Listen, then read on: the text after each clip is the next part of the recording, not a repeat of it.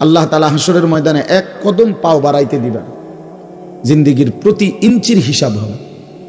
আন উমরিহি ফীমা আফনাহু, পুরা হায়াত বান্দা কোথায় ব্যয় করেছো বলো আমাকে, আমার দেওয়া হায়াত।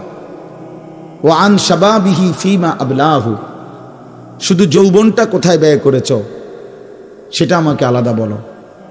ওয়া আন মালিহি মিন আইনা ইকতাসাবাহু ওয়া ফীমা আনফাকাহু, প্রতিটি টাকার ব্যাপারে হিসাব দাও দুইটা।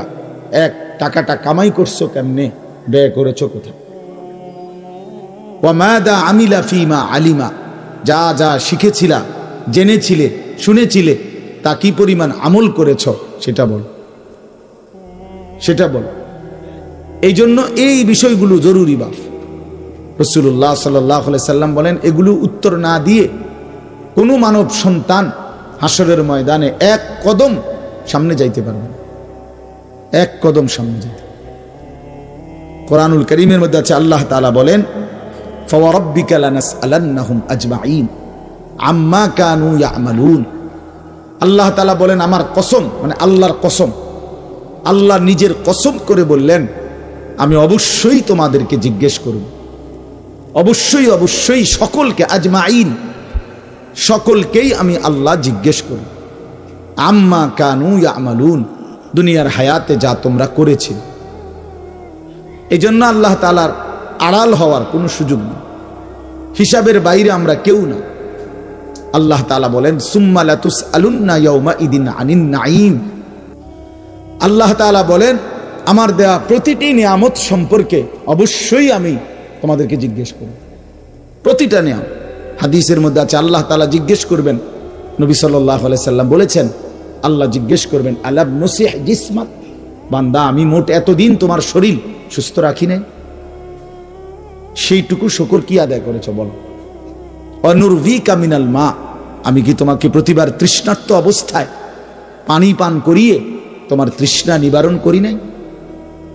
যতবার পানি পান করছো, তো এরপরে আমার কি শুকর আদায় করছো বলো বান্দা। আহা বদনসিব মুসলমান তো আলহামদুলিল্লাহ বলতেও জানেন, পানি পান করে সেটা যে একবার আলহামদুলিল্লাহ বলবে এটুকু তো জানেন, এটুকু তো জানেন।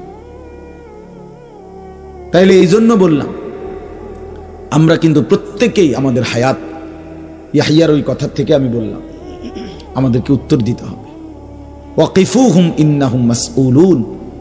আল্লাহ তাআলা বলেন, হাসরের ময়দানে ফেরেশতাদেরকে বলবেন, আমার বান্দাদেরকে দাঁড় করাও, তাদেরকে এখন জিজ্ঞেস করা হবে একজন একজন করে। ওয়াকুল্লুহুম আতিহি ইয়াউমাল কিয়ামাতি ফারদান। আল্লাহ বলেন, সকলকে আমি আল্লাহর সামনে আসতে হবে একজন একজন। ফারদান অর্থ ওয়াহিদান, একজন একজন আমার সামনে এসে দাঁড়াবে, আমার সামনে তুমি একাকী উত্তর দিবা, কোনো দুভাষী থাকবে না, একাকী উত্তর দিবা।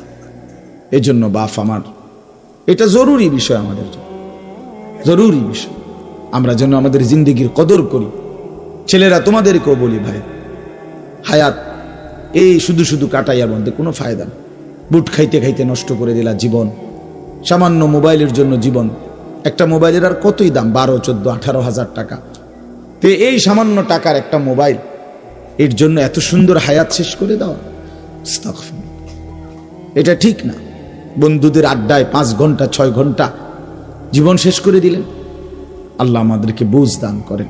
এজন্য চলেন, প্রতিটা মাহফিলের বয়ান মনোযোগ দিয়ে শুনবেন, জুমার নামাজের বয়ান মনোযোগ দিয়ে শুনবেন। যখনই ওলামায়ে কেরাম কথা বলে মনোযোগ দিয়ে শুনলে ধীরে ধীরে পরিবর্তন হয়। মানুষ একদিনে বদলায় না, এটা আমরাও জানি। একদিনে কোনো জুনায়েদ বাগদাদি হয়ে যাবেন, একদিনে কোনো আব্দুল কাদের জিলানী হয়ে যাবেন। ওনারা নিজেরাও একদিনে হয় নাই, তা আপনি হইবেন কেন? বুঝেন নাই? জুনায়েদ বাগদাদি এত বড় আল্লাহর ওলি হয়েছে একদিনে, তো বাইজিদ বুস্তামি এত বড় আল্লাহর ওলি হয়েছে একদিনে, তো আপনি হইবেন কেন? কাজে এইটা কোনো কথা না।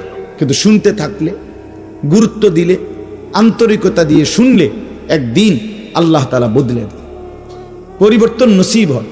এই পৃথিবীতে অগণিত মানুষ যারা জালেম ছিল, নাফরমান ছিল, পাপী ছিল, হাজারো অন্যায়ের মধ্যে ডুবা ছিল, এমন মানুষও আল্লাহর দয়ায় কোনো একদিন রাত গভীরে, কোনো একদিন দিনের আলোতে, কোনো সামান্য কথায়, কোনো সামান্য ঘটনায় জিন্দেগি বদলাই ফেলছে, পিছনের জীবন থেকে তাওবা করে নতুন জীবন গ্রহণ করছে, আল্লাহ পাককে রাজি খুশি করে জামানার আউলিয়া হয়ে গেছে। এরকম বহু ঘটনা আছে, বহু ঘটনা। এই জন্য আমরা ইনশাআল্লাহ মনোযোগ দিয়ে আল্লাহর কথা, আমার বয়ান না শুধু সমস্ত আলেমদের বয়ান মনোযোগ দিয়ে শুনবেন, বলেন ইনশাআল্লাহ। কোরআন সুন্নাহর কথা মনোযোগ দিয়েই শুনবেন, দেখবেন বরকত হবে।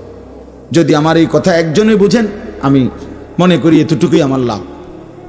দুইজন বুঝতে দুইজনই লাভ। আল্লাহ আমাদেরকে তৌফিক দান করেন। চলেন,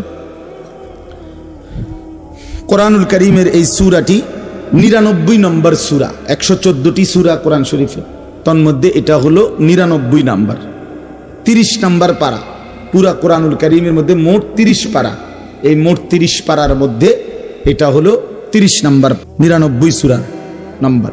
সূরাটির নাম হচ্ছে জিলজাল, সূরায়ে জিলজাল। জিলজাল শব্দের অর্থ বা জালজালা, জিলজাল একই শব্দ, দুইটার দুই রকম ব্যবহার। অর্থ হলো ভূমিকম্প। জিলজাল শব্দের অর্থ কি বলেন? ভূমিকম্প। ভূমিকম্প, এই যে জমিন কাঁপে, ভূমিকম্প হয়, এই সূরার অর্থ হলো এইটা। এই ভূমিকম্প বলতে, জিলজাল বলতে আল্লাহ তাআলা কিয়ামতের ভূমিকম্প বুঝাইছে। পৃথিবীতে এমনিতে প্রতিনিয়ত মাঝে মধ্যে বিভিন্ন এলাকা ভেদে, অঞ্চল ভেদে ভূমিকম্প হয়। হ্যাঁ, আধা মিনিট, 30 সেকেন্ড, 40 সেকেন্ড, 50 সেকেন্ড, কিংবা তার চাইতে সামান্য কম বেশি এরকম সময় ভূমিকম্প হয়। এতেই বহু ক্ষয়ক্ষতি হয়। যখনই যেখানে কোথাও ভূমিকম্প হয় তো সেখানে অনেক ক্ষয়ক্ষতি হয়, ঘর বাড়ি বিভিন্ন কিছুর অনেক ক্ষতিগ্রস্ত হয়। কিন্তু আল্লাহ তাআলা বলেন একটি চূড়ান্ত ভূমিকম্প আছে, যেই ভূমিকম্পটা যখন হবে তখন একসাথে আল্লাহর সৃষ্টি পুরাটা জমিন একসাথে ভূমিকম্প, এবং সেটা কতক্ষণ থাকবে সেটা আল্লাহই জানে, সেটা আল্লাহই জানে। এরকম ভূমিকম্প হবে, আর সেই ভূমিকম্পটা হলো কিয়ামতের ভূমিকম্প। অর্থাৎ এই পৃথিবী ধ্বংস করার জন্য আল্লাহ তাআলা তার গোটা সৃষ্টি জগৎকে মৌত দিবেন। মৃত্যু দুই রকমের, একটা হলো ব্যক্তিগত পৃথক একক মৃত্যু, আরেকটা হলো গোটা আলমের মৃত্যু। সবার যখন পৃথক মৃত্যু হয় তো এটারে বলে মৌত, আর গোটা পৃথিবীর যখন আল্লাহর সৃষ্টি সবটার যখন একসাথে মৃত্যু হবে সেটারে কয় কিয়ামত। সেটাই কিয়ামত, ওইটাও একটা মৃত্যু। আসমানের মৌত হবে, জমিনের মৌত হবে, সূর্য চন্দ্র গ্রহ নক্ষত্রের মৃত্যু হবে, অর্থাৎ সব কিছু শেষ হবে। তো এই যে কিয়ামত, এটা আমাদের ঈমানের অংশ, এটা হবেই হবে, এটা হবেই হবে। আখিরাত, কিয়ামত, এই পৃথিবী একদিন ধ্বংস হবে, শেষ হবে, এটা কোরআনুল কারীমের অসংখ্য আয়াতে আল্লাহ তাআলা বলছেন, বারবার বলছেন, বারবার, যে বান্দা যত সুন্দরী তোমার কাছে লাগে দুনিয়া, যত আকর্ষণীয় মনে হয় না কেন দুনিয়া, একে তো তুমিও থাকবে না, একে তো দুনিয়া নিজেই থাকবে। দুটোটা মনে রাখবে, না তুমি থাকবে স্থায়ী, না দুনিয়া থাকবে স্থায়ী, কোনোটাই না। তুমিও মৃত্যুবরণ করবা, একদিন দুনিয়ারও মৃত্যু হয়ে যাবে, দুনিয়ারও মৃত্যু হয়ে যাবে। প্রতিটা মানুষকে মরতে হবে, এটা আমরা সবাই জানি। কুল্লু নাফসিন যায়িকাতুল মাউত, সমস্ত আত্মা, সমস্ত প্রাণ, আল্লাহ তাআলা বলেন মৃত্যুর স্বাদ গ্রহণ করুন, মৃত্যুর স্বাদ গ্রহণ। কুল ইন্নাল মাউতাল্লাযী তাফিরুনা মিনহু ফাইন্নাহু মুলাকীকুম, আল্লাহ তাআলা বলেন হে নবী আপনি বলে দেন, ও দুনিয়াবাসী, মৃত্যু থেকে তোমরা যেখানেই পলায়ন করো না কেন, মৃত্যু তোমাদের সাথে সেখানে গিয়েই নিজেই মোলাকাত করবে, সাক্ষাৎ করবে। তুমি ডাকতে হবে না, মৃত্যু নিজেই আসবে, মৃত্যু নিজেই আসবে। আইনামা তাকুনু ইউদরিকুমুল মাউতু ওয়ালাউ কুনতুম ফি বুরুজিম মুশাইয়াদা, আল্লাহ বলে তুমি যদি এমন একটা বিল্ডিং বানাও, ঘর বানাও, যে ঘরটা অনেক উঁচা, যে ঘরটার উপর দিয়া কেউ ভিতরে ঢুকতে পারবে না, যে ঘরটার মধ্যে একটা ছিদ্র নাই, একদম আটকানো, তো এরকম একটা ছিদ্রবিহীন সুউচ্চ ঘরও যদি তুমি বানিয়ে তার ভেতরেও তুমি আশ্রয় নাও, তো ইউদরিকুমুল মাউতু, মৃত্যু তোমার সেখানেই পৌঁছে। তোমার সেখানেই পৌঁছবে। প্রিয় ভাই আমার, বন্ধু আমার, নওজোয়ান সাথীরা আমার, মৃত্যু এক অনিবার্য বাস্তবতা, চিরন্তন বাস্তবতা। এটা গ্রহণ করতেই হবে। হাসলেও মরতে হবে, কাঁদলেও মরতে হবে, সুখেও মরতে হবে, দুঃখেও মরতে হবে। রাজপ্রাসাদ আর অট্টালিকার মানুষটাও মরে যাবে। জীর্ণ কুঠিরে যে লোক থাকে, হ্যাঁ, সেই লোকটাকেও মরতে হবে। জীবনে কোনোদিন দুঃখ দেখে নাই যে, সেও মরে যাবে। জীবনে কোনোদিন সুখ দেখে নাই যে, সেও মরে যাবে। সব মরে যাবে। এটাই সত্য, এটাই বাস্তবতা। অতএব মৃত্যু এক অনিবার্য বাস্তবতা, এটা গ্রহণ করতেই হবে। এটা যদি আমরা মনে রাখি, আমাদের জীবন অনেক সুন্দর হইত, অনেক সুন্দর হইত। রাসূলুল্লাহ সাল্লাল্লাহু আলাইহি ওয়াসাল্লাম বলছেন, আকসিরু যিকরা হাদিমিল লাযযাত ইয়ানি আল মাউত। আল্লাহর নবী বলেন, আমার উম্মত তোমরা বেশি বেশি ওই জিনিসটা স্মরণ করো যে জিনিস তোমাদের সমস্ত স্বাদ, আনন্দ, আহ্লাদ চিরতরে মিটায় দিবে, তোমারে চির স্তব্ধ করে দিবে। জলজ্জান্ত মানুষটা আমাদের সামনে হাঁটতো, চলতো, উঠতো, বসতো, ঘুরতো, ফিরতো, হ্যাঁ, সেই মানুষটা মনে করেন আমার চোখের সামনে নাই, তার লাশ আমার সামনে। আহা, সেই লোকটা স্তব্ধ। পৃথিবীর কত মানুষ কত আওয়াজ করতেছে, কত শোরগোল করতেছে, কিন্তু এই লোকটা হাতও নাড়ে না, পাও নাড়ে না, চোখও মেলে না, আর কিছুই করে না। এ কি আশ্চর্য বিষয়! চোখের সামনের এই মানুষটা নাই, কি হলো তার? কে তারে থামাই দিল? কে তারে স্তব্ধ করে দিল? এ তো আমার মতো ঘুরতো, ফিরতো, হাঁটতো। আহ, আমার আব্বারে আমি কত দেখছি, একদিন আমার আব্বা চলে গেলেন। আমার দাদারে আমি কত দেখছি, আমার দাদা একদিন চলে গেলেন। আমার জ্যাঠারে আমি দেখে আসছি, দোয়া করে আসছি, ফু দিয়ে আসছি। এক সপ্তাহ পরে জ্যাঠা ইন্তেকাল করলেন। আবার এক সপ্তাহ পরে আমি গিয়া জ্যাঠার জানাজা পড়াইছি। এই তো বাস্তবতা। যুবক ভাই, তুমিও মনে রাখো, বয়স্ক বাবা আপনিও মনে রাখেন। হাসান বসরি রহমতুল্লাহ আলাইহি একজন বড় বুজুর্গ ছিলেন। উনি বলতেন, তিনি যখন কোনো যুবককে দেখতেন আর বয়স্ক দেখতেন, তো তিনি যুবকদেরকে বলতেন, ইয়া মা'শারাশ শাবাব ইন্নাজ যারআ কাদ তুদরিকুহুল আহাতু ক্বাবলা আন ইয়াবলুগা। তিনি উপদেশ দিতেন, হে যুবকগণ শোনো, সব ফুল, সব ফল, সব গাছ চারা পরিপক্ক পাকা পর্যন্ত পৌঁছায় না, তার আগেই অগণিত ফুল, অগণিত ফল, অগণিত চারা গাছ ঝরে যায়, ঝরে যায়। এটা উনি মনে করাইতেন মৃত্যুর কথা। উনি এটা বুঝাইতেন, যুবক তুমি দেখো, একটা আম গাছের মধ্যে যতগুলো মুকুল ধরছে ফুল, সবগুলো আম হয় না। যতগুলো আম ধরছিল ছোট ছোট, সবগুলো বড় পাকা পর্যন্ত যায় না, তার আগেই ঝরে যায়। ঝরেই যায় বেশি, থাইকা যায় অল্প। তার মানে যুবক, কিশোর, তরুণ এই বয়সেই মৃত্যু হয় বেশি, বৃদ্ধ পর্যন্ত পৌঁছে কম। পুরা বাড়িতে অনেক সময় এমন হয়, একজনও বয়স্ক লোক নাই, একজনও নাই। আমার ঘর, আমার বাচ্চা সাদের যে ঘর, সেখানে আপনার এখন আমার চাচাতো ভাই, জ্যাঠাতো ভাই, আমার ভাই বেরাদর সব মিলাইয়া আমাদের ছেলে পেলে ভাই ভাতিজা মিলে না হয়তো 60-70 জন আছি আমরা, কিন্তু আমাদের একজনও বয়স্ক লোক নাই। আমার দাদাও নাই, দাদিও নাই, জ্যাঠাও নাই, চাচাও নাই, আমার আব্বাও নাই, কেউ নাই। তাইলে কেন এমন হলো? তাহলে বোঝা গেল অধিকাংশই ঝরে যায়, কবরে চলে যায়, মৃত্যু হয়ে যায়। এই জন্য ধোঁকা না খাওয়া। আরেকটা হলো, বয়স্ক লোককে দেখলে উনি বলতেন, হাসান বসরি রহমতুল্লাহ আলাইহি, ইয়া মা'শারা শুয়ুখ, হে বৃদ্ধগণ। উনি তাদেরকে জিজ্ঞাসা করতেন যে, মা ইউনতাজারু বিসসারআ ইযা বালাগা, যখন কোনো ফসল পাইকা যায় তখন আর বাকি থাকে কি? কি বাকি থাকে? কাটা। কথা বলে না, কি বাকি থাকে? ক্বালু আল হাসাদ, বা কাটাটা বাকি থাকে, পাইকা তো গেছে। তার মানে আপনারা পাইকা তো গেছেন, বয়স তো হয়েই গেছে, আর শুধু মৃত্যুটা বাকি, আর শুধু মৃত্যুটা বাকি। তাইলে যুবককে বলতেন, তুমি ভেবো না তুমি বৃদ্ধ হবা, কারণ অসংখ্য ফুল তো আগেই ঝরে যায়, অসংখ্য ফল তো আগেই ঝরে যায়, অসংখ্য গাছ তো আগেই ঝরে যায়। আবার বৃদ্ধকে বলতেন যে আপনার তো আর কিছুই বাকি নাই, আপনি তো পাইকেই গেছেন, এখন শুধু কাটা, কবর, মৃত্যু ছাড়া আর বাকিটা কি? তাহলে মৃত্যু ভুলে না যাওয়া, মউত ভুলে না যাওয়া। রাসূলুল্লাহ সাল্লাল্লাহু আলাইহি ওয়াসাল্লাম বলেন, কাফা বিল মাউতে ওয়াইজান।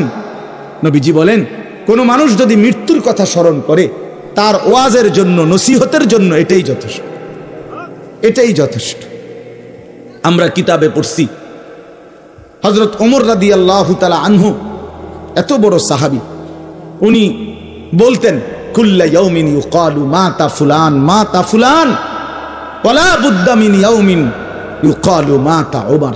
তিনি বলতেন, হায় শোনো, প্রতিদিন ঘোষণা হয় আজ অমুকের মৃত্যু হলো, অমুকের মৃত্যু হলো, অমুকের মৃত্যু হলো।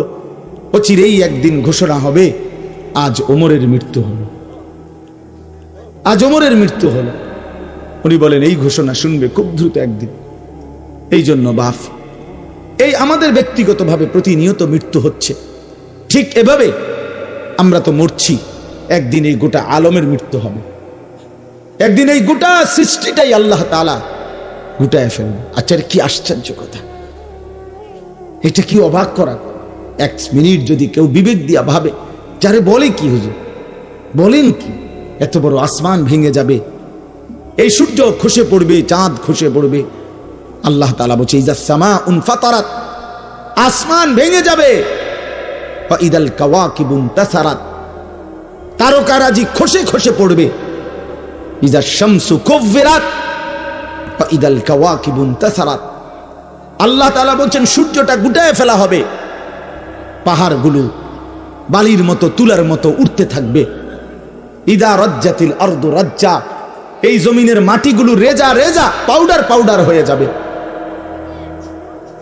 ইদাল বিহারু ফুজ্জিরাত, সমুদ্র, খাল, বিল, নদীর পানিগুলো সব টকবগে উতরাইয়া গরম হইয়া বাষ্পের মতো উড়ে যাবে। না কোথাও পানি থাকবে, না কোথাও গাছ থাকবে, না আসমান থাকবে, না জমিন থাকবে, কিছুই না। আচ্ছা, এটা কেমন কথা, এটা কেমন আশ্চর্য বিষয়। এই গোটা আলমের মৃত্যু হবে। আল্লাহ তাআলা কোরআনুল কারীমে বিশ্বাস করেন, অসংখ্যবার এই কথা এটা বলছে, এটা হবেই হবে। ইদা ওয়াকাতিল ওয়াকিআ, আল্লাহ বলেন এই ঘটনাটা ঘটবে। লাইসা লি ওয়াকাতিহা কাযিবা, এই ঘটনা মিথ্যা মনে করার মতো কেহ নাই। যেদিন ঘটে যাবে তখন আর কারো কোনো মিথ্যাবাদী আর থাকবে না, অর্থাৎ কেউ আর অস্বীকার করার সুযোগ হবে না। চোখের সামনে দিন, চোখের সামনে দিন। কোরআন শরীফে একটা সূরা আছে, সূরা হজ। ওই যে আমরা হজ করি না, এই হজ সূরাটার নাম। এই সূরার শুরুতে আল্লাহ তাআলা এই পৃথিবী ধ্বংসের, কিয়ামতের একটা সাংঘাতিক বর্ণনা দিয়েছেন। ওইখানে আছে, আল্লাহ বলেন ইয়া আইয়ুহান নাসুত্তাকু রাব্বাকুম, হে মানুষ তোমরা আল্লাহকে ভয় করো।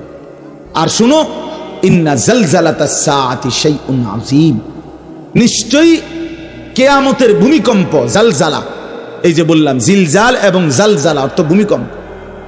আল্লাহ বলেন কিয়ামতের ভূমিকম্প, ইসরাফিল যখন ফু দিবে, আমার এই পৃথিবী যখন ভাঙতে শুরু করবে, এই সৃষ্টি জগৎ পুরাটা যখন আমি আল্লাহ গুটায় ফেলবো, ওয়াস সামাওয়াতু মাতবিয়াতুম বিয়ামিনি, আল্লাহ বলেন 7 আসমান আমি আল্লাহ তাআলার হাতের মধ্যে গুটায় ফেলবো, গুটায় ফেলবো। তুমি জানো না আমার ক্ষমতা। কুল্লু মান আলাইহা ফান ওয়া ইয়াবকা ওয়াজহু রাব্বিক, সব শেষ করে দেব আমি, শুধু আমি আল্লাহই থাকব, শুধু আমি আল্লাহই থাকব। তো আল্লাহ তাআলা বলেন এই ইসরাফিল ফু দিলেই, শুরু করিলেই জমিনে ভূমিকম্প শুরু হবে। ইন্না জালজালাতাস সাআতি শাইউন আযীম, আল্লাহ বলেন নিশ্চয়ই এই কিয়ামতের ভূমিকম্প এটা শাইউন আযীম, বড়ই ভয়ানক, বড়ই মারাত্মক। কারণ দুনিয়ার ভূমিকম্প এক নাম্বার হলো বর্তমানের ভূমিকম্প, কখনো 30 সেকেন্ড, কখনো 40 সেকেন্ড, কখনো 47 সেকেন্ড, 50 সেকেন্ড, এই সেকেন্ড সেকেন্ড, মিনিট না, 47 মিনিট নি ভূমিকম্প হয়। কথা কর না কেন, 30 মিনিট ভূমিকম্প হয়। 30 মিনিট ভূমিকম্প হইলে আমাদের 14 গোষ্ঠী থাকবে নাকি? 30 সেকেন্ড 40 সেকেন্ড হয় ভূমিকম্প। এইটুকুতে একে তো সময় সামান্য, দ্বিতীয়ত হলো একসাথে গোটা পৃথিবীতে হয় না, এদিকে হলে ওইদিকে হয় না এরকম। কিন্তু আল্লাহ তাআলা বলেন ইসরাফিল ফু দিলে যে ভূমিকম্পটা হবে, সেই ভূমিকম্পটা গোটা পৃথিবী একসাথে নাড়ায় দিবে, একসাথে নড়ে।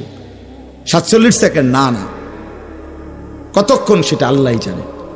তখন অবস্থা কি হবে? মানুষের আতঙ্ক, এই ভূমিকম্পে আতঙ্ক। হ্যাঁ, আমি একবার চাঁদপুর মাহফিলে ছিলাম, রাত্রে ঘুমাইছি মসজিদের রুমে, ইমাম সাহেবের রুমে। এই সময় ভূমিকম্প আইছে, দরজা খুলে দিছি দৌড়, মসজিদের মাঠে আইছি দাঁড়াইয়া, চাই যে পুরা গ্রামের মানুষ সব আইসা পড়ছে, হই হুল্লোড় চিৎকার, হায় হায়। অথচ সবাই চিৎকার দিতে দিতে ভূমিকম্প শেষ। ভূমিকম্প হয়েছেই তো অল্প একটু, কিন্তু এটুকুর আতঙ্কেই যা হুজুর পাবলিক বরাবর। কিসের হুজুর আর কিসের পাবলিক, বক্তা শ্রোতা সমান। এই এখন মনে করেন ভূমিকম্প হইলে আমরা সব দিন দৌড়, আমি এনে বুজুর্গি দেখাইবো এতাম। হ্যাঁ, আমি একটা বড় হুজুর বেটা প্রধান বক্তা, আমি লড়লে কি মানুষ কি করব? আপনি কি করবেন? আমার সময় কো, আমার জান নিয়ে টানা টানা। আল্লাহু আকবার। তো এই সামান্য ভূমিকম্প, কিন্তু আল্লাহ তাআলা বলেন ইসরাফিল সিংহা ফু দিলে যে ভূমিকম্প হবে বান্দা, সেটা বড়ই ভয়ানক, সেটা সারা পৃথিবী নড়বে একসাথে। তখন কি হবে? মানুষের আতঙ্ক। ইয়াউমা তারাউনাহা তাযহালু কুল্লু মুরদিআতিন আম্মা আরদাত।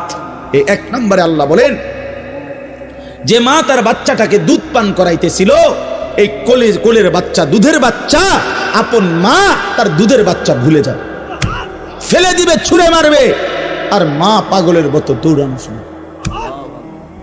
কোরআন শরীফের আয়াত। ওয়াতাদাউ কুল্লু যাতি হামলিন হামলাহা। এবং আল্লাহ তাআলা বলেন যে মায়ের পেটের বাচ্চা 10 মাস পূর্ণ হয়ে গেছে, আগামী 2 ঘন্টা 5 ঘন্টা পরে বাচ্চাটা এমনিতেই প্রসব হইতো। আল্লাহ তাআলা বলেন ইসরাফিলের ফু দিলে জমিন যখন কাঁপতে শুরু করবে, তো এই গর্ভধারিণী মা, গর্ভবতী নারী পাগলের মতো এভাবে ছুটবে, দৌড়বে, নিজের গর্ভের বাচ্চা নিজে নিজেই পড়ে যাবে। ও তারান নাসা সুকারা, আল্লাহ বলেন মাতালের মতো সমস্ত মানুষগুলো ছুটতে থাকবে। ফাইদা বারিকাল বাসার ওয়া খাসাফাল কামার ওয়া জুমিআ আশ-শামসু ওয়াল কামার। আল্লাহ তাআলা বলে চন্দ্র সূর্য আলোহীন হয়ে যাবে, সূর্য চন্দ্র এক হয়ে যাবে। ওয়া জুমিআ আশ-শামসু ওয়াল কামার ইয়াকুলুল ইনসানু ইয়াওমাইদিন আইনাল মাফার। লোকেরা দৌড়বে আর ছুটবে, মানুষ একে অপরকে জিজ্ঞেস করবে ভাইয়া পালাবো কোথায়, দাঁড়াবো কোথায়? কোথাও তো স্থির কোনো জায়গা নাই, কোথায় দাঁড়াবো? আল্লাহ তাআলা বলেন কাল্লা লা ওয়াজার, না বান্দা, সেদিন আর কোথাও জায়গা মিলবে না। ইলা রাব্বিকা ইয়াওমাইদিনিল মুস্তাকার, আজকে শুধুই কেবল তোমার আল্লাহর কাছেই আশ্রয় ঠিকানা। এভাবে বহু আয়াত কোরআনুল কারীমের মধ্যে আল্লাহ তাআলা বর্ণনা করছেন। আমার ভাই, তো এই ইসরাফিলের ফু দিলে গোটা আলমের মৃত্যু হবে, ভূমিকম্প শুরু হবে। তো এই ভূমিকম্প কেন হবে? এই কাঁপতে কাঁপতে সমস্ত কিছু ভাঙ্গা একসাথে, এই সব কিছু আল্লাহর সৃষ্টি, সমস্ত কিছুই জমিনের তলদেশে চলে যাবে। জমিন তখন খালি ফাঁকা, জমিনে তখন কিচ্ছু নাই, কিচ্ছু নেই, একটা সুতা মাটির উপরে থাকবে। এই প্রথমবার ইসরাফিল ফু দিলে সমস্ত কায়নাত, ইনসান, জিন, আল্লাহর সমস্ত সৃষ্টি, মাখলুকাত সব জমিনের তলদেশে চলে যায়। মানুষ ও জিন ও অর্থ সম্পদ, স্বর্ণ রৌপ্য, মণি মুক্তা, হীরা জহরত, সব সব সব একটা কাগজের অস্তিত্ব, সব কিছু, ওটা জমিন ফাঁকা। এভাবে কতদিন আল্লাহই জানে, কতদিন আল্লাহই জানে। হ্যাঁ মা ভাই, এরপরে একটা নির্দিষ্ট সময় পরে আবার আল্লাহ তাআলা ইসরাফিলকে জীবিত করবেন, করে আবার আল্লাহ তাআলা দ্বিতীয়বারের মতো ফু দিতে বলবেন। এই 2 ফুঁয়ের মাঝখানে কতদিন? নবী সাল্লাল্লাহু আলাইহি সাল্লামের এক হাদিসের মধ্যে বলছে 40 সাহাবীরা ব্যাখ্যা করছেন, মুহাদ্দিসিন, সেই 40টা হতে পারে 40,000 বছর। 40,000। এই জন্য বাপ একটা কথা হলো, সর্বশেষ যেই লোকটা কবরে যাবে, শেষ যেই ব্যক্তি মরবে পৃথিবীতে হতে পারে, তাকেও শুধু কবরেই থাকতে হবে 40,000 বছর। 40,000 বছর, এরপরে তো আখিরাত। এই 40,000 বছর যদি কবরে আযাব হয়, 40,000 বছর যদি কবরে আযাব হয় ভাই, তখন কি হবে? এবার ভেবে দেখেন, এখন যারা কবরে যাচ্ছে, হ্যাঁ, নূহ আলাইহিস সালামের জামানায় যারা মারা গেছে, ইব্রাহিম আলাইহিস সালামের জামানায় যারা মারা গেছে, নবীজি সাল্লাল্লাহু আলাইহি সাল্লাম তো 1,500 বছর আগে ইন্তেকাল করছেন, 1450 বছর আগে। তো ওই সময় যারা মারা গেছে তারা কবরে পড়ে আছে আজকে 1,500 বছর, 1,500 বছর, 1500 বছর। তাহলে নূহ আলাইহিস সালামের জাতি কত বছর থেকে পড়ে আছে? কোথায় নূহ নবী, কোথায় আমাদের নবী? কত ব্যবধান! এই জন্য বাপ, শুধুমাত্র কবরের বিষয়টাই তো সাংঘাতিক, আখিরাত তো পরের কথা। শেষ ব্যক্তিটাও যদি কবরে থাকতে হয় 40,000 বছর, তো এখনকার মানুষগুলো আছে কত কাল ধরে। এই যার কবরে আযাব হচ্ছে, আহা বাপ, সে কি পরিমাণ কষ্ট পাচ্ছে ভাইবা দেখে। কবরবাসীদের রুহের মাগফিরাত, আরে ভাইয়া একবার চোখ বন্ধ করে 1 সেকেন্ড ভাবেন, আজ আমরা যাদের রুহের মাগফিরাত কামনা করলাম, এই 20 বছরের ব্যবধানে, 30 বছরের ব্যবধানে, 10 বছরের ব্যবধানে, 50 বছরের ব্যবধানে, আবার এর পরের লোকেরা আমাদের রুহের মাগফিরাত কামনা করে। এটা কি পরিমাণ বাস্তবতা, কি পরিমাণ বাস্তবতা! এটাকে অস্বীকার করার, না বুঝার কিছুই নাই, মৃত্যুকে না বুঝার কিছুই নেই। কারণ এত বেশি জলজ্জান্ত আল্লাহ তাআলা এটা আমাদের সামনে দেখাইছেন, এত মানুষের মৃত্যু আল্লাহ আমাদের সামনে দেখাইছেন, এটাকে অস্বীকার করার, না বুঝার কিছুই নেই, কিছুই নেই। তো চলেন, এরপরে আল্লাহ তাআলা ইসরাফিলকে আবার জীবিত করবেন। জীবিত করে আল্লাহ তাআলা ইসরাফিল আলাইহিস সালামকে বলবেন, ইসরাফিল আবার তুমি সিংহায় ফু দাও। এইবার যখন সিংহায় ফু দিবে, তখন ইসরাফিল আলাইহিস সালামের এই দ্বিতীয় ফুতে আবার ভূমিকম্প শুরু।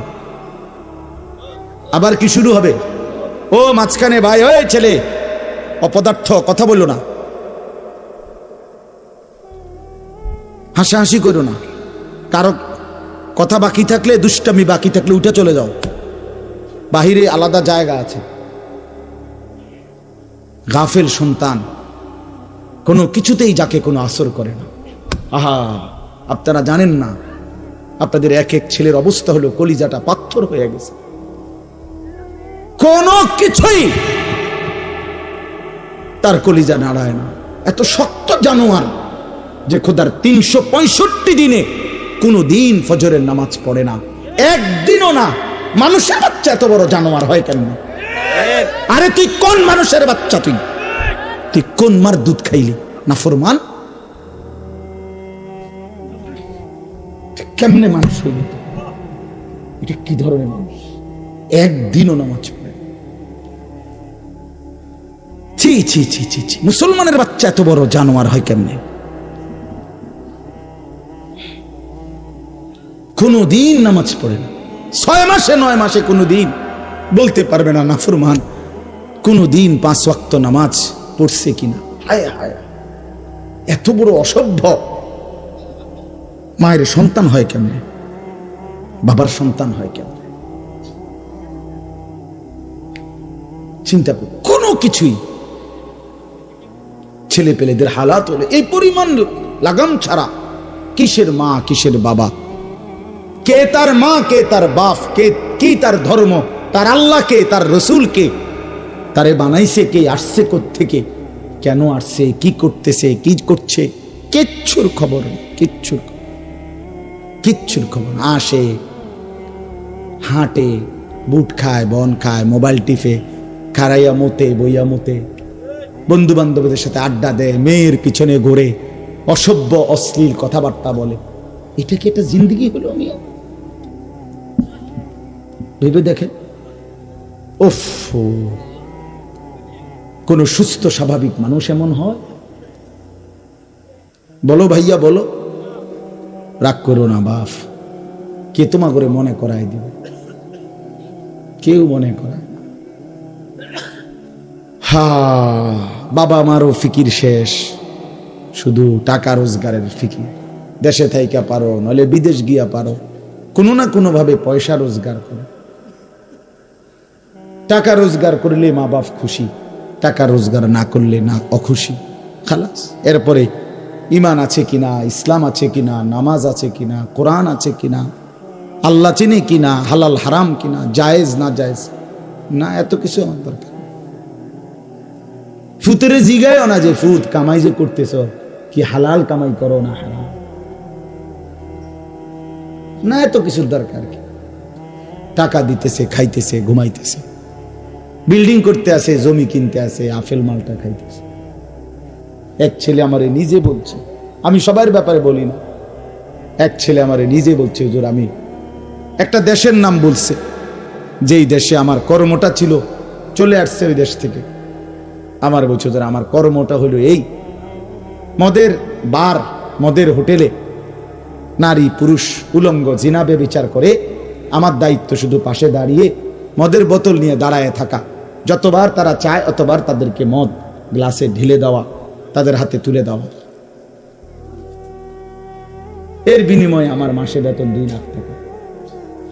মুসলমান, মুসলমান, মুসলমানের সন্তান, বাংলাদেশের সন্তান। তো এই টাকা যখন বাবা খাচ্ছেন, বিল্ডিং করতেছে, কোনো টেনশন নাই। আমি আবার বলছি, আমি সবার জন্য বলিনি, ওই বলছি দিকে অট্টা কইছি, কথা বুঝছেন? আমি তো নাম ঠিকানা বলি না। এই জন্য আমার বাপ, ডাক দিয়েন না, ডাক দিয়েন না, একজনও ডাক দিয়েন না, অসভ্যরে ডাক দিয়েন না। হ্যাঁ হ্যাঁ, ডাক দিবেন কেন? হাইওয়ানকে ডাক দিবেন কেন? শুনেন, আপনারাই শুনেন, এত মানুষ শুনতে হবে না, কোনো অসুবিধা নেই, কোনো অসুবিধা নাই। আমি তো এটাই বুঝাইতে চাইতেছি, প্রত্যেকটা মানুষ আজকে মুসলমান, আমরা ঘর দেখায়, ফার্নিচার দেখায়, বিল্ডিং দেখায়, হুজুর দোয়া করে ঘরটা করছি, হুজুর দোয়া করে, কিতা দোয়া করতে হবে না, কিতা দোয়া করতে হবে, বিল্ডিং এর দোয়া কিতা, আবার ইট বালুর লেগে দোয়া করে লাভ কি বেটা? হুজুর মোটরসাইকেল কিনছি, হুজুর দোয়া করে দেন, কিতা দোয়া করতে, কি মোটরসাইকেলের দোয়া কিতা? আবার আজীব লাগে না? বাস্তব এগুলো ছাদ ডালাই দিব আজকে, হুজুর কত দোয়া করে দেন, ছাদ ডালাই দোয়া। ওটা ছাদ ডালাই করে, ওটার ফুতে মোবাইলে অশ্লীল উলঙ্গ ছবি দেয়। ওটার সন্তান উনি দাঁড়াইয়া রয়েছে মিস্ত্রির সামনে, ওনার গাম বাইয়া বাইয়া পড়তেছে ছাদ ডালাইয়ের দিন, আর অসভ্য জানোয়ার সন্তান বন্ধুদের সাথে উলঙ্গ ছবি দেখতেছে। ওই জানোয়ারের জন্য উনি ছাদ ডালাই দিতেছে, ওই হাইওয়ানের জন্য উনি ঘর করে দিয়ে যাইতেছে। উনি কবরে জায়গা ঘর করে দিয়ে গেছে, এর জন্য ঘর করলেন? ছি ছি ছি ছি, আমার দেওয়া ঘরে আমার কষ্টের কমাইয়ে এখানে বসে বসে রঙিন ছবি দেখবে, উলঙ্গ দৃশ্য দেখবে ঘরে শুয়া শুয়া সারা রাত। এর জন্যই আমার জীবনের এই অর্জন, এই ছিল আমার উপার্জনের উদ্দেশ্য। আহ, কতবার বললে বুঝবেন, কেমনে বললে বুঝবেন, কারে বললে বুঝবেন? আল্লাহ মাফ করে দেন। চলেন বাপ, তো বলতেছিলাম আল্লাহ তাআলা ইসরাফিল আলাইহিস সালামকে বলবেন আবার ফু দাও। তো তিনি দ্বিতীয়বারের মতো ফু দিলে জমিন আবার ভূমিকম্প শুরু হবে। এই ভূমিকম্পে জমিন কাঁপতে কাঁপতে এইবার জমিনের তলদেশে ওই প্রথমবার ফু দেওয়াতে ভূমিকম্প কাঁপতে কাঁপতে সব উপরে যা ছিল সব নিচে চলে গেছে। মনে আসেনি এটা কইছি? তাহলে উপরটা কি ফাঁকা, এইবার নিচে যা ছিল সব উপরে চলে আসবে। এই আসলেই এটা হাসরের মাঠ।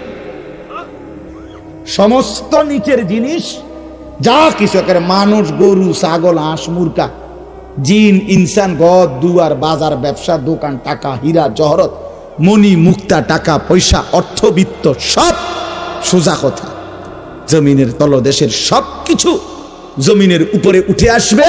এই উঠে আসলেই এটা হাসরের মাঠ। এইটা, এই হাসরের মাঠ কোনটা জানেন? এই যেখানে বসে আছেন এখন, এটাই হাসরের মাঠ। এই জমিনের উপরেই হাসরের মাঠ। বাকি শুধু আল্লাহ কোরআন বলছে ওয়া ইদাল আরদু মুদ্দাত, আমি আল্লাহ জমিনটাকে টেনে আরো লম্বা করে দেব, আরো বড় করে দেবো আর কি, প্রশস্ত করে দেবো। কারণ ওই যে পিসের মানুষ খারাপ লাগবে না, মানুষ তো দাঁড়াই বসেই আদম আলাইহিস সালাম থেকে নিয়া, মানুষ বেশি না, মানুষ, গরু, ছাগল, হাঁস, মুরগা, জিন, ভূত সব খারাপ না, সব দাঁড়াবে তো। এই জন্য আল্লাহ তাআলা বলেন জমিন আমি প্রশস্ত টেনে দিব, লম্বা করে দিব, এতটুকু।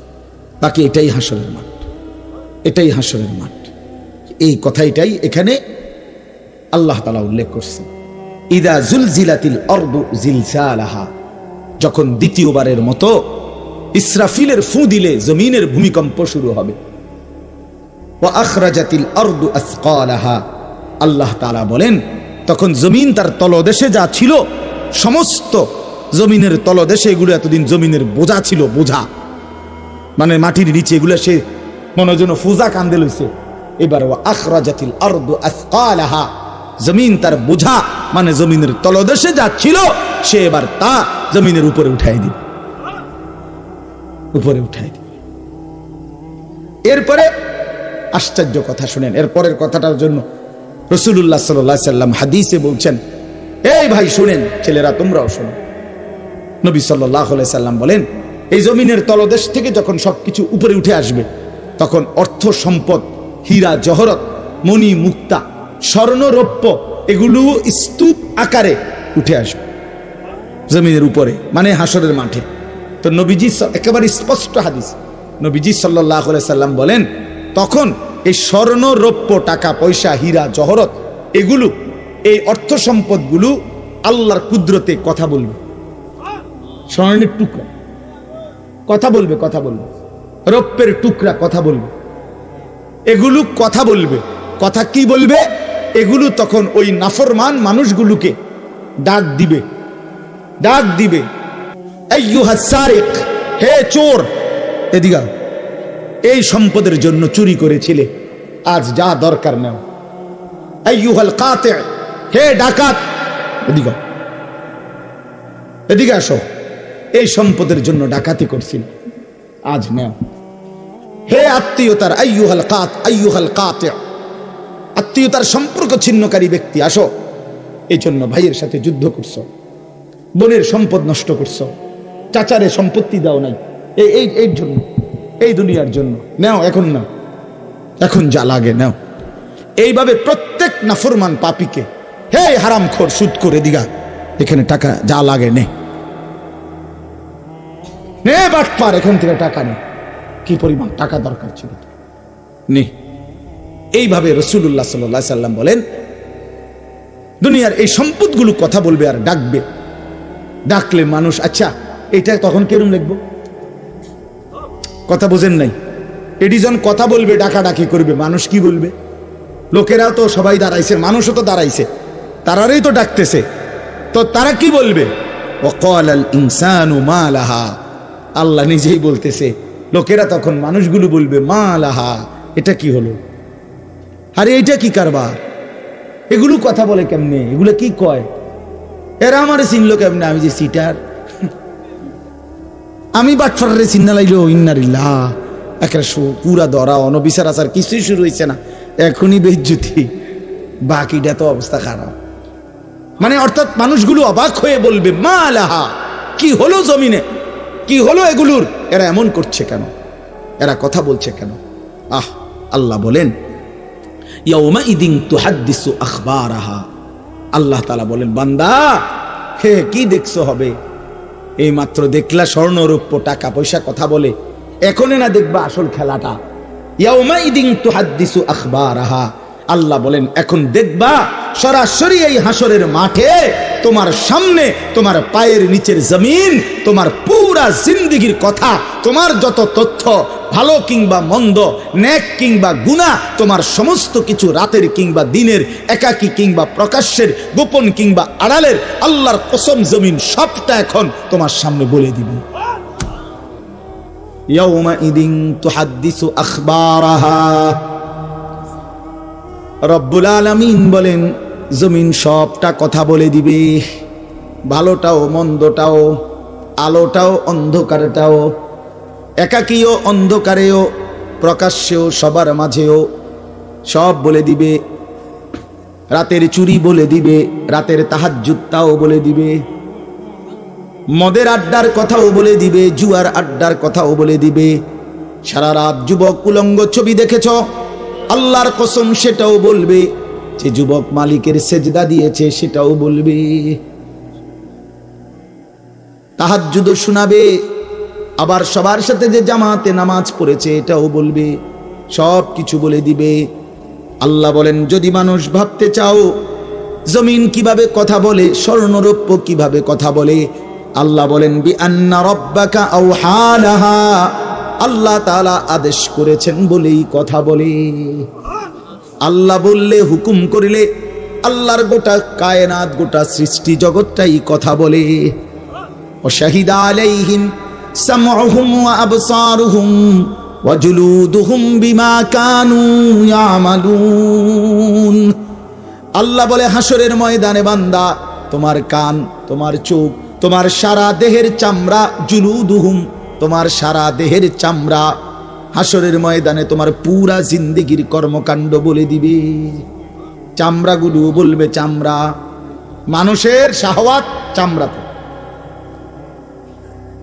এই জন্য সমস্ত যৌনতার ঘটনা, অসভ্যতার ঘটনা শরীরের চামড়া বলে দিবে। মানুষের শাহওয়াত চামড়ায়। কথা বুঝছেন কিনা? হ্যাঁ, চরমে চামড়ার মধ্যে শাহওয়াত, কামনা, বাসনা, যৌন চাহিদা। এই জন্য যত লোক দেখবেন বিভিন্ন হসপিটালে, যত ডাক্তার চর্মরোগের ডাক্তার, তত লোক যৌন রোগেরও ডাক্তার। হ্যাঁ, চর্ম ও যৌন রোগ বিশেষজ্ঞ, এটা একই বিষয়, একই চ্যাপ্টার। চামড়া মানে আল্লাহ তাআলা বলেন তোমার চামড়া বলে দিবে কত রাত, কত দিন নারীর প্রতি অবৈধ আগ্রহ, অশ্লীলতার, বেহায়াপনার, অসভ্যতা করেছিলে।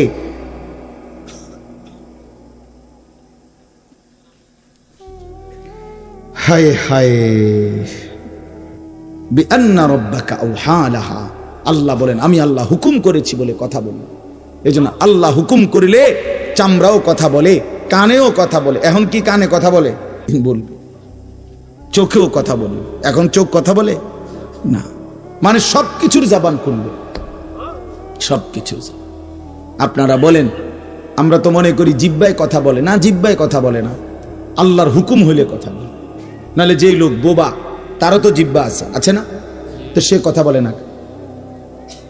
যে লোক কানে শুনে না, তো তার কি আপনার এইভাবে কান বলতে কিছু নাই? তো সে শুনে না কেন? কথা বলেন না কেন? আল্লাহর হুকুম। যার চোখ, যে চোখে দেখেন, এই যে জুয়েল ভাই, আমি মূলত তার মহব্বতেই মাহফিলটা দিছি। তো এই যে দেখে না, তো তার এভাবে তো চোখ আছে, সে দেখে না কেন? আল্লাহ তাআলার হুকুম নাই বলে দেখেন। ঠিক কিনা বলেন না কেন? মজার বিষয় হলো রাসূলুল্লাহ সাল্লাল্লাহু আলাইহি সাল্লাম হাদিসে স্পষ্ট বলেছেন, বিশ্বাস করেন, একেবারে বিশুদ্ধ হাদিস। আল্লাহ তাআলা তার দুইটা চোখ নিয়ে গেছে।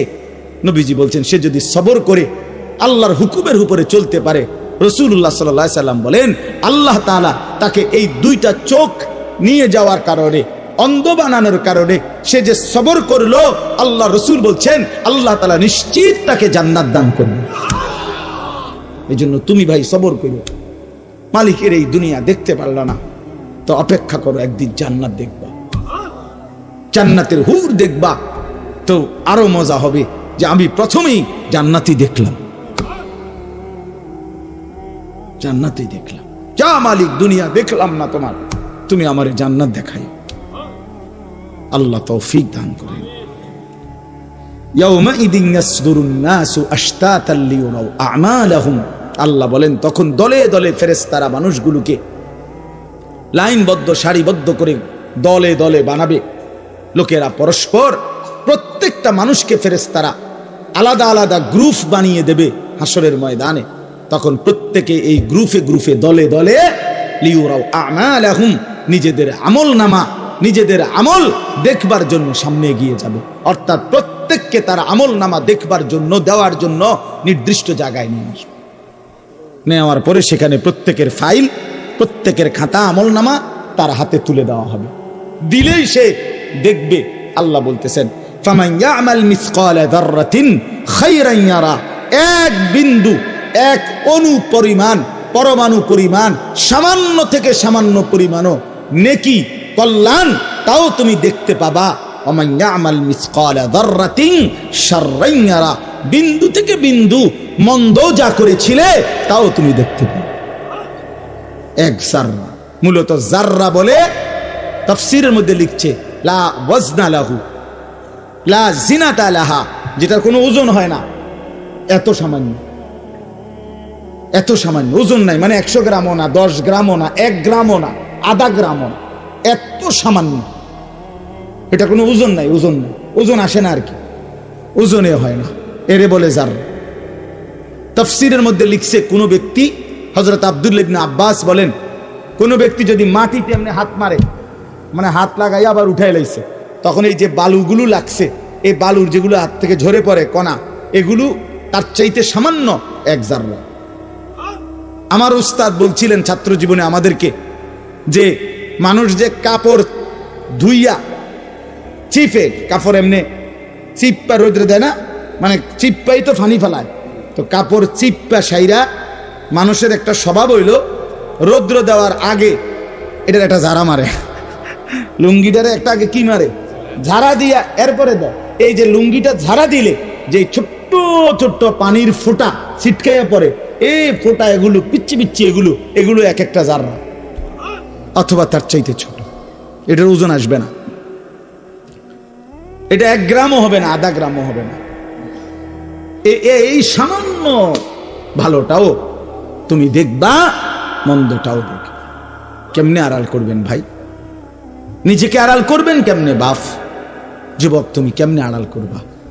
কোরআন শরীফে আছে, আল্লাহ বলেন ইয়াউমা তুবলাস সারাইর, বান্দা আমি হাসরের ময়দানে তোমার অন্তরের গোপন বিষয়গুলো, যেগুলো কেউ শুনে নাই, তুমিও বলো নাই, শুধু মনে মনে কল্পনা করছিলা ভালো কিংবা অসৎ, সেগুলো হাসরের ময়দানে তোমার সামনে খুলে দেব। হ্যাঁ, আফালা ইয়ালামু ইযা বু'সিরা মা ফিল কুবুর ওয়া হুসিলা মা ফিস সুদূর। আল্লাহ তাআলা বলেন এই বুকের ভিতরে, অন্তরের ভিতরের যেই কথাগুলো, সেগুলো খুলে দেব। এই জন্য আজকে আমার কথা এখানে শেষ। আমি এতটুকু কথাই বলতে চাই, এই 99 নম্বর সূরাটা আমাদেরকে এই কথার সবক দিচ্ছে যে আমরা আমাদের জিন্দেগীর 1 সেকেন্ড, একটি নিঃশ্বাস আড়াল করবার সুযোগ নেই। হিসাব দিতে হবে, হিসাব দিতে হবে। 1 মিনিট, 1 সেকেন্ড, 1 পলক, 1 লম্হা, 1 মুহূর্ত আমাদের আড়াল করবার সুযোগ নাই ভাই। ভালোটার প্রতিদানও নিতে হবে, মন্দটারও প্রতিদান নিতে হবে। তাইলে কেন জীবন নষ্ট করব? কেন হায়াত নষ্ট করব? আমার অনুরোধ রইল, যতগুলো যুবক ছেলে আছো ভাই, তোমাদের কাছে অনুরোধ, মাওলানা কথা বলবে, এরপরে আরো একটু বয়ান হলে এরপরে দোয়া হবে, কিন্তু আমার মাঝখান দিয়ে এই কথাটাই আমি অনুরোধ করে বললাম, প্রত্যেকেই দয়া করে আল্লাহর ওয়াস্তে নিজের জীবনের কদর করো ভাই। আমার এটাই শেষ কথা। যুবক ছেলেরা, তুমি আমার সাথে এখন যাইবা না, আমিও তোমার সাথে যাব না। এই দুনিয়াও যেমন আমি আলাদা চলে যাচ্ছি, আপনারাও আলাদা চলে যাবেন, কিন্তু বাস্তব কথা হলো আমি আপনি প্রত্যেকে আলাদা আলাদা কবরে, আখেরাতে আল্লাহর সামনে মুখোমুখি হইতে হবে। এই জন্য হাত জোড় করে অনুরোধ করছি ভাই, নিজেরে নষ্ট করে একটা ছেলেও যদি বুঝো, আমার অনুরোধ রইল তোমার প্রতি, তুমি নষ্ট হইও না, চরিত্রহীন হইও না, তুমি হায়াতটা শেষ করে দিও, কষ্ট পাইবা। এই নারী ছবি, অশ্লীল দৃশ্য, উলঙ্গপনা, বেহায়াপনা, এই জেনা ব্যভিচারের দৃশ্য, এগুলো দেখো না। চেষ্টা করো 5 ওয়াক্ত নামাজ পড়তে, 5 ওয়াক্ত নামাজ পড়তে হিম্মত করলে পারবা ভাই। পেশাব পায়খানার পরে টয়লেট পেপার ব্যবহার করো, পানি ব্যবহার করো, দেখবা শরীর পবিত্র থাকলে আল্লাহর ইবাদত করতেও মন চাই। মূলত মানুষ অনেকের যাদের নামাজ ছুটে যায়, তাদের একটা বড় কারণ হলো তার শরীর অপবিত্র, শরীর নাপাক, আর নাপাক দেখে নেক কাজের তামান্না, আগ্রহ জাগে না। এই জন্য ওই যে পেশাব করে পানি নেয় না, টয়লেট পেপার ব্যবহার করে না, এই অসভ্য এই কারণে নামাজ পড়তে চায়। বাস্তব কথা এটা। এর তখন আর হায়া লজ্জা থাকে না। এই জন্য সবাই মিলে ইনশাআল্লাহ নামাজ পড়ে নিজেদের স্ত্রী, কন্যা, বোনকে পর্দা পশিদায় রাখতে চেষ্টা করেন। যে মেয়েটার পর্দা নাই, যে মহিলার পর্দা নাই, বিশ্বাস করেন যে তার নিজের ইজ্জত, নিজের কদর, নিজের সতীত্ব, নিজের পর্দার কদর বোঝে না। এটা কোনো নারী না, এটা কোনো মহিলা না, এটা প্লাস্টিক জাতীয় কিছু হইতে পারে। এটা এক ধরনের প্লাস্টিক, এটা এক ধরনের অসভ্য। যে নারী বেপর্দা, যেই মেয়ে দুশ্চরিত্র, যেই মেয়ে চরিত্রহীন, যেই মেয়ে বেহায়ার মতো চলে, সে শুধু নিজের ক্ষতি করে না, সে একটি সমাজ নষ্ট করে, একটি মহল্লা শেষ করে দেয়। এই আগুন সারা মহল্লায় জ্বালায়া দেয়, তার রূপের যৌবনের আগুন জ্বালায়া অসংখ্য যুবকের জিন্দেগি নষ্ট। এই জন্য ওই জানোয়ার মনে রাখতে হবে, ওই অসভ্য নারী যতগুলো ছেলে তাকে দেখে অবৈধ কামনা বাসনা করছিল, এই সমস্ত যুবকের সমপরিমাণ গুনাহ ওই অসভ্য মেয়ে, ওই নর্তকী, ওই ব্যভিচারিণী নারী তাকে ভোগ করতে হবে। এত সোজা না। এই জন্য বাবাদেরকে বলি, ছেলেদের দিকে কদর করেন, মেয়ের দিকে নজর দেন, স্ত্রীর দিকে নজর দেন। ওই খাট পালং দেখাইয়েন না, বিল্ডিং উল্ডিং দেখাইয়েন না, ইতান দেখাইয়া লাভ নাই। হুইতে লাইলে সবারই ঘুমাইয়া লাগে, পরিশ্রম করে ঘুমাইলে এত কিছু লাগে না। কত মানুষ আছে এরকম যারা ফাওটাও দোয় না, জুতাই নাই, বেটা ফাও দিব কি দিয়ে বেটা? হ্যাঁ, সময় কর, এতটা ক্লান্ত থাকে যে শুইলেই কি এসে পড়ে ঘুম আসে। আল্লাহ আমাদের সবাইকে কদর করার তৌফিক দান করেন।